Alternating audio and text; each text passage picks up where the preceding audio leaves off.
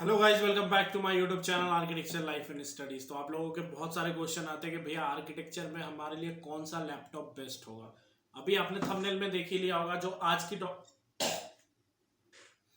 Hello guys, welcome back to my YouTube channel architecture life and studies. तो आप लोगों के बहुत सारे मेरे को टेलीग्राम पे टेक्स्ट आते हैं कि भैया ये बताओ कि आर्किटेक्चर में बेस्ट जो लैपटॉप है वो कौन सा है।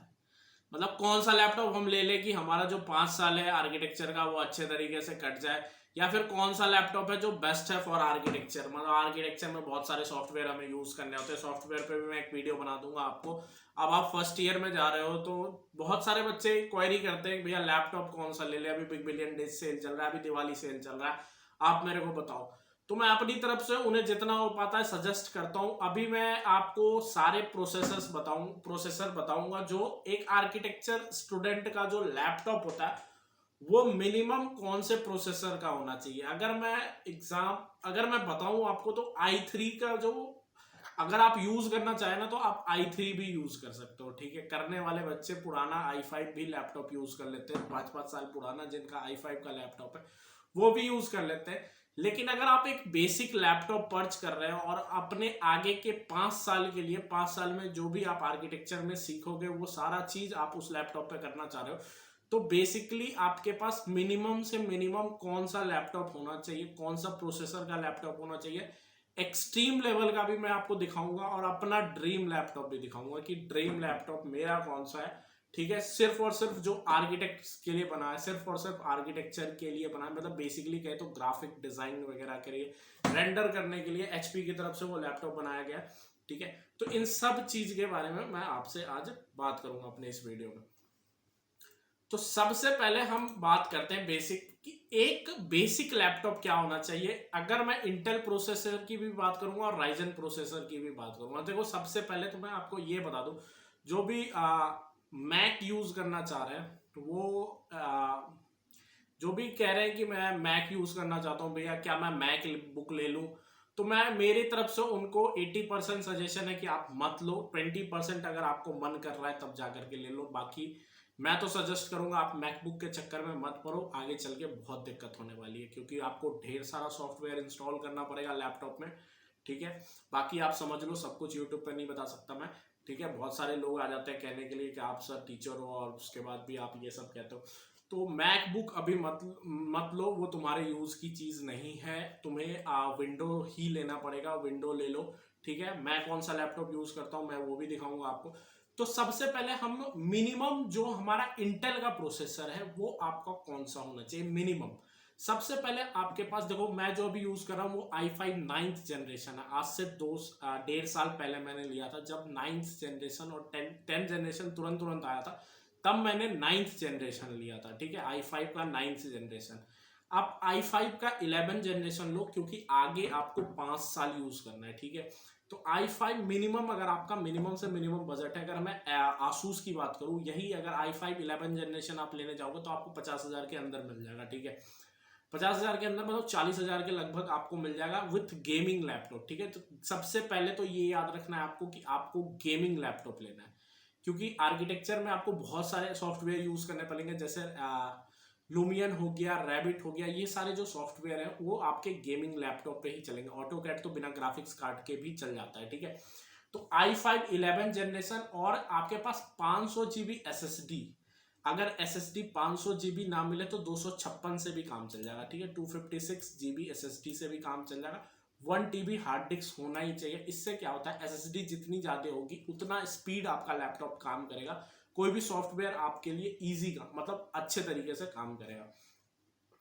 8 GB रैम मिनिमम होना चाहिए। ठीक है, DDR4 जो भी हो आपके पास, 8 GB का रैम आपके पास होना चाहिए। देखो आप कोई भी लैपटॉप यूज करो, भले आप अगर i7 का 11 जनरेशन या फिर i9 का भी 11 जनरेशन ले रहे हो, तो 8 GB रैम आपको रखना है। SSD कार्ड होना चाहिए लैपटॉप में। सिर्फ और सिर्फ हार्ड डिस्क वाला लैपटॉप मत लेना, थोड़ा सस्ता पड़ता है, 2-3 हज़ार रुपए। ठीक है, इसके कारण क्या होगा, स्पीड जो होगी आपकी लैपटॉप की खाली हार्ड डिस्क वाले में स्लो हो जाएगी। ठीक है, एसएसडी वाला लैपटॉप लेना। ठीक है, मिनिमम आपके पास 256। बाद में देखो क्या क्या चीजें आप एक्सपेंड करा सकते हो, क्या क्या चीजें नहीं करा सकते हो। तो आप हार्ड डिस्क एक्सपेंड करा सकते हो। अगर कल को मेरे को 2 TB का यूज करने का मन करा तो मैं एक्सपेंड करा सकता हूँ। SSD में एक्सपेंड करवा सकता हूँ अपने लैपटॉप की, देख लेना कितना एक्सपेंडिंग कैपेसिटी है। 8 GB रैम को मैं 16 GB भी कर सकता हूँ, देख लेना लैपटॉप कितना सपोर्टेबल है, ठीक है। 100 एक्सपेंड कर सकता हूँ। लेकिन सबसे इंपॉर्टेंट हो गया आर्किटेक्चर में आपके लिए ग्राफिक्स कार्ड, ठीक है। मिनिमम आपके लैपटॉप में 4 GB ग्राफिक्स कार्ड रहना चाहिए। एक्सट्रीम लेवल में भी i7 में भी बहुत सारे बच्चे, बहुत सारे मेरे ही क्लास में ऐसे हैं जिनका i7 में 4 GB ही ग्राफिक्स कार्ड है, लैपटॉप 1.5 लाख की है, ठीक है। तो 4 GB जो ग्राफिक्स कार्ड होता है वो मिनिमम आपके पास रहना चाहिए। GTX रहे या फिर RTX रहे, वो आपके ऊपर है। GTX सबसे सस्ता होता है, तो GTX का आपके पास 4 GB का ग्राफिक्स कार्ड रहना चाहिए। आप ग्राफिक्स कार्ड आप कभी एक्सपेंड नहीं करा सकते हो, ठीक है। लैपटॉप में एक्सपेंड नहीं होता, सिर्फ और सिर्फ अगर एक्सपेंड होता है तो वो होता है आपका रैम, आपका एक्सपेंड होगा और आपकी हार्ड डिस्क और SSD आपकी एक्सपेंड होगी। अब बहुत सारे बच्चे कहते हैं भैया आप राइजन में बता दो कि राइजन में हमें कौन कौन से मिनिमम लैपटॉप चाहिए। तो राइजन में आपके पास राइजन 5 का जो 4800H कम से कम रहना चाहिए। 3000 और 2700 के चक्कर में मत पड़ना। राइजन 5 अगर ले रहे हो तो 4800H रहना चाहिए, ठीक है। अगर नहीं है तो फिर वो किसी काम का लैपटॉप नहीं है, उसका स्पीड स्लो हो जाएगा। हार्ड डिस्क आपका जिस तरीके से इंटेल का मैंने बताया सेम आपके पास हार्ड डिस्क और सेम SSD सेम रैम रहेगा तो चलेगा। ग्राफिक्स कार्ड भी सेम रहना चाहिए। राइजन में सबसे ज्यादा इंपॉर्टेंट आपके लिए यही हो जाता है कि आपका राइजन 5 4800H रहना चाहिए, ठीक है। ये मिनिमम है, बाकी वो आगे जितना आप बढ़ना चाहो, आप राइजन 5 राइजन 7 बढ़ जाओ, ठीक है, वो आपके ऊपर है, ठीक है। लेकिन जो H है वो उतना आपके रहने चाहिए। अब हम बात करते हैं जो मैं लैपटॉप यूज कर रहा हूं वो कौन सा लैपटॉप है, ठीक है। मैंने अपने टाइम में लिया था, अभी इसका दाम 64,990 मिल रहा है। इसीलिए कहता हूं अभी तो आपको लैपटॉप की कॉलेज में जरूरत नहीं पड़ेगी, ठीक है। लैपटॉप की एक्चुअल जरूरत आपको अगले साल के फर्स्ट सेमेस्टर या फिर सेकेंड सेमेस्टर, मतलब सेकेंड ईयर के बहुत होगा तो सेकेंड सेमेस्टर से, नहीं तो अगर कोई कॉलेज पहले भी कर ले तो सेकेंड ईयर के फर्स्ट सेमेस्टर से आपको लैपटॉप की जरूरत होगी। उससे पहले आपको लैपटॉप की जरूरत उतनी नहीं है। मैंने जब लैपटॉप लिया था तो मैंने लिया था i5 का 9th जनरेशन। जो लैपटॉप अभी मैं यूज कर रहा हूँ इसमें मैंने ढेर सारी, लगभग अभी तक में 600 से 700 वीडियो एडिट कर चुका हूँ। अपने कॉलेज का सारा काम इसी पे करता हूँ, मतलब एक्सट्रीम लेवल का। मैं अगर आपको पर्सनली सजेस्ट करूंगा तो अगर आपका मिनिमम बजट है, आपका बहुत हाई बजट नहीं है, तो आप ROG की तरफ जा सकते हो, ठीक है। ROG मैंने यूज़ किया, मैंने HP का पवेलियन भी यूज़ किया, कम दाम वाला, मतलब मिनिमम जो इस रेंज में आती है।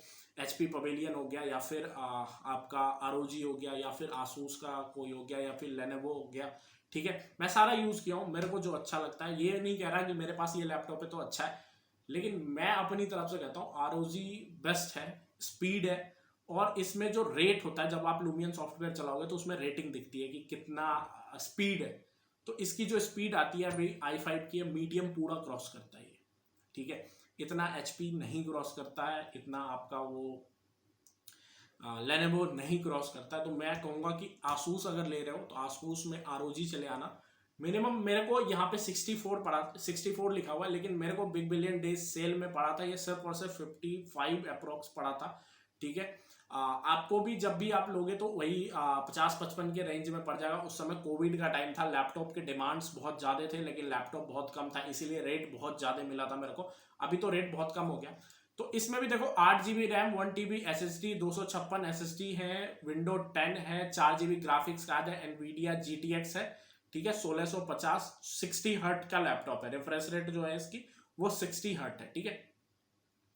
तो अगर आप चाहो तो मिनिमम आप 40,000 से शुरू कर सकते हो। जो भी मैंने आपको प्रोसेसर बताया वो प्रोसेसर आप यूज कर सकते हो।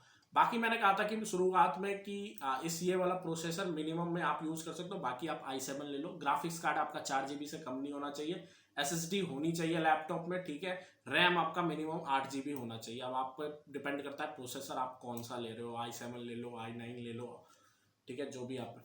अब बहुत सारे बच्चे पूछते हैं कि भैया कोई ऐसा लैपटॉप बताओ जो ड्रीम लैपटॉप है। तो मेरा खुद का भी एक ड्रीम लैपटॉप है, जेडबुक HP अपनी जेडबुक करके एक लैपटॉप बनाती है जो सिर्फ और सिर्फ डिजाइनर्स के लिए होता है, ठीक है।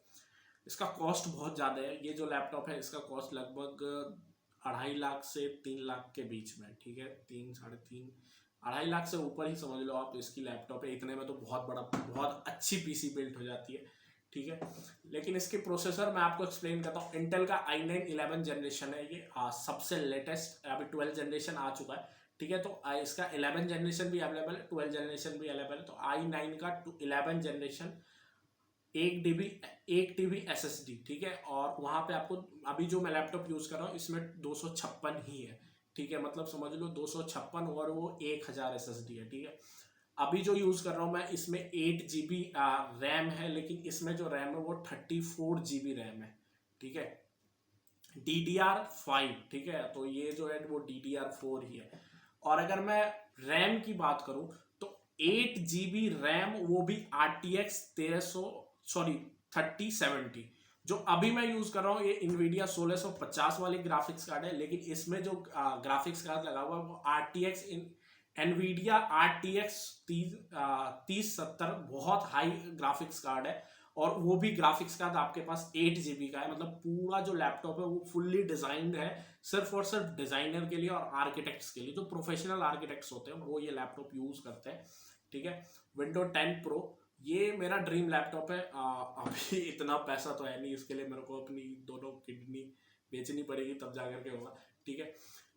बाकी आप जितना हो सके अपने घर वालों से बात करो और अपने बजट के अनुसार अभी अपना लैपटॉप लो, इसमें सारी चीज़ें सीखो। फिर आप कॉलेज से जब बाहर निकलोगे तब फिर आपको एक नया लैपटॉप लेना ही पड़ेगा, ठीक है। तो उस टाइम आप एक अच्छा लैपटॉप ले लेना। अभी आप जो भी लो आपके लिए इतना करके लो कि आगे के 5 साल तक वो आपको दोबारा आपको कोई दूसरा लैपटॉप लेने का मौका ना मिले, ठीक है। तो मैं अपनी तरफ से सजेस्ट करूंगा जितना हो सके ROG की तरफ आप लोग जा सकते हो। बाकी HP की तरफ भी आप जा सकते हो अगर आपका हाई बजट है तो। पेडिएटर भी ले सकते हो, एसर का पेडिएटर भी बेस्ट ऑप्शन है। i9 का है, 1.5 लाख के अंदर आ जाता है, ठीक है। बाकी प्रोसेसर मैंने आपको बता दिया। इससे हाई प्रोसेसर आप जितना मन करे उतना चले जाओ, मिनिमम में आप इसी प्रोसेसर पे रहना, ठीक है। दूसरा काम करना है आपको, हमारे चैनल को सब्सक्राइब करना और बेल आइकन बजा के रखना। आगे जो भी दिक्कत होगी, जो भी कमेंट होगी लैपटॉप कॉन्फ़िगरेशन के रिगार्डिंग, आप मेरे को कमेंट बॉक्स में लिख देना। मेरे तरफ से जितना हो पाएगा मैं आपको सपोर्ट प्रोवाइड कर दूंगा। मैं अभी आपको अमेजोन फ्लिपकार्ट नहीं घुमाने वाला हूँ, ठीक है, कि अमेजोन पे ये अवेलेबल है, फ्लिपकार्ट पे ये अवेलेबल है। पिछली बार लेके गया था मैं बच्चों को, ठीक है। अभी तो मेरे को लगता है कोई फर्स्ट ईयर के बच्चों को नीड भी नहीं है। ये जो सेकंड ईयर के 2021 के मेरे व्यूअर्स हैं उनके लिए वीडियो ज़्यादा इंपॉर्टेंट रहेगी, ठीक है। चैनल को सब्सक्राइब कर देना, बेल आइकन बजा के रखना और थोड़ा थोड़ा सपोर्ट धीरे धीरे दिखाते रहना यार।